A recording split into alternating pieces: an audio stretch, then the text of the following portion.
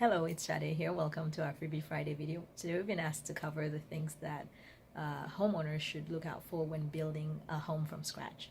There are two ways that people typically build a home from scratch. One is through a production builder and the other way through a custom builder. The production builders are more of the types of companies that tend to build homes in certain ways using a specific number of limited models. So they use maybe 2 to 3 different models and then customize them by tweaking a few things here and there to the tastes of the home buyers.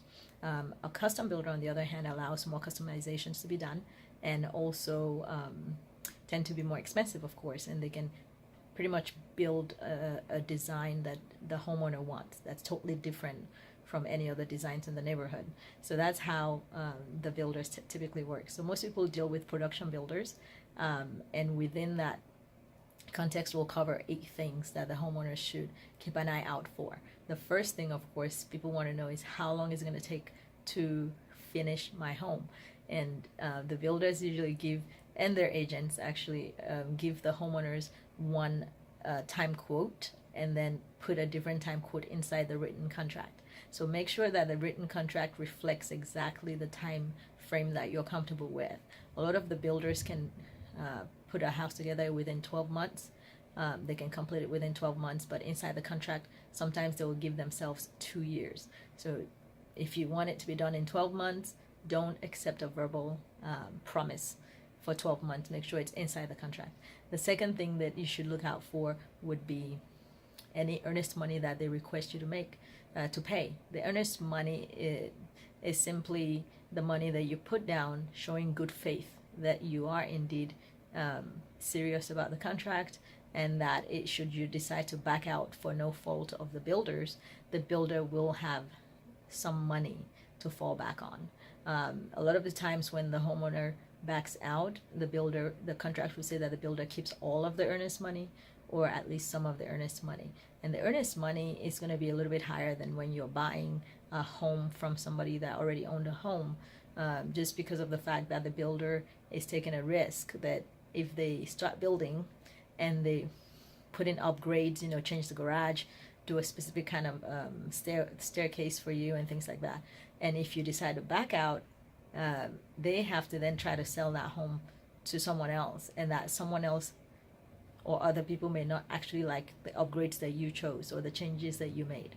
So that's the risk that they're taking when they start building out. And if a homeowner should back out, they need some money to be able to fall back on. That's what the earnest money is for, and it's a little bit higher for that reason. So a lot of the builders will ask you to put down earnest money between 5 to 10% of the total contract price.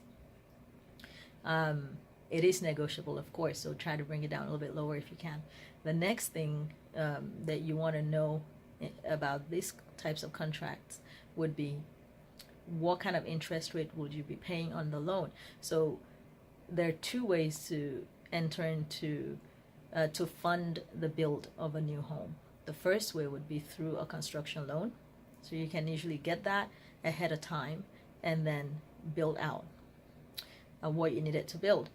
The other way is to get a conventional lender to agree to loan the money once the build is complete. And when they agree to loan the money once the build is complete, that means that the lender does not really know what the value of the property is until the build is complete.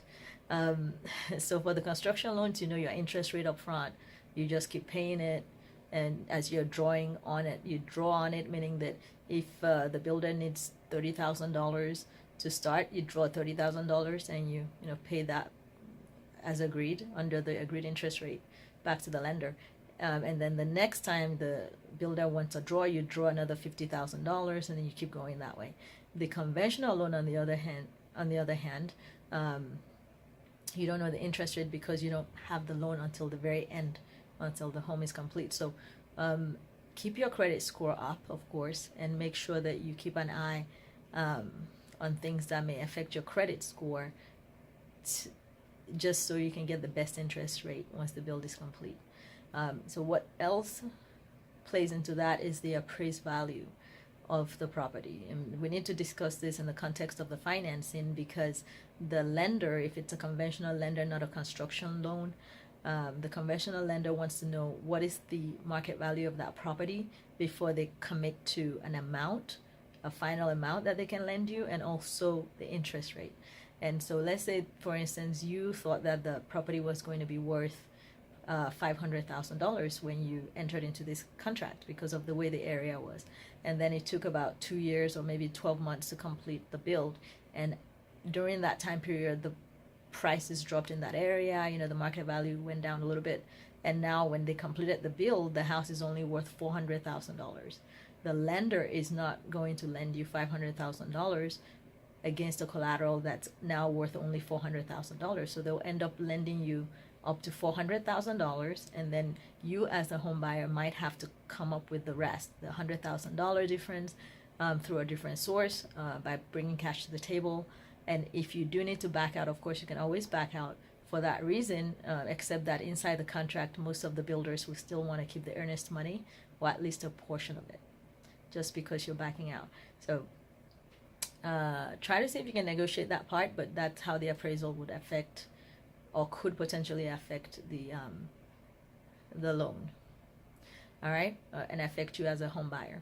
The next thing you want to be concerned about would be the inspection that you can do before moving forward with this final build. So the inspections are done at different stages, but some builders only give you one chance to do an inspection at the very end. Most of the time it's best to have different time frames for inspection, maybe when it's 50% done, when it's 75% done, and then when it's finally completed. The reason for that is if you're asking for changes to be made and upgrades, you want to make sure that those upgrades have been done just as you requested, and it's better to catch that sooner than later, for both sides. And then the fact that they're not doing everything according to your request does not give you a right to back out of the contract, but it gives you a right to insist that the builder builds according to the agreement and according to your change order requests. And so what are these change order requests? So the things that's another thing that you would want to know about would be, how are change order requests done? Well, the best way to do them is to make sure that both sides sign the change order request, and that the specific amount of the cost for that change order request is inside the signed document. And change order requests are simply things that you put in asking, for instance, oh, I don't want the garage door that you normally put on this model. I want a specific type of garage door. And that's a change order request. It's similar to an upgrade. So you want that in writing, and you want to know what cost is associated with it, because it's going to affect the total price at the end of the build. And in case there is any dispute, you have it in writing, signed by both sides. So those are change order requests. And then the final thing that I want to mention here is try to find out if there are any deposits that are non-refundable that you make. So sometimes the builders require you to make a deposit besides the earnest money, or it could be just the earnest money, but make sure you understand fully what portion is completely non-refundable. Let's say you started this contract and the builder started building, and within a week you had a situation that forces you to back out. How much of it is refundable and how much of it is not? So try to find out by looking inside the contract. If it's not clear within the contract, you can negotiate it. A lot of the builders want to keep a specific amount of money no matter what, as long as you back out. This is because they usually start buying the labor, buying the materials, and getting the subcontractors together at the beginning. So they want to make sure that they are compensated for the time and effort, even if you decide to back out early on in the project. And that's our video for you for today. If you have any additional questions, feel free to contact us and we'll be happy to answer them. Happy Friday, and we'll see you next time.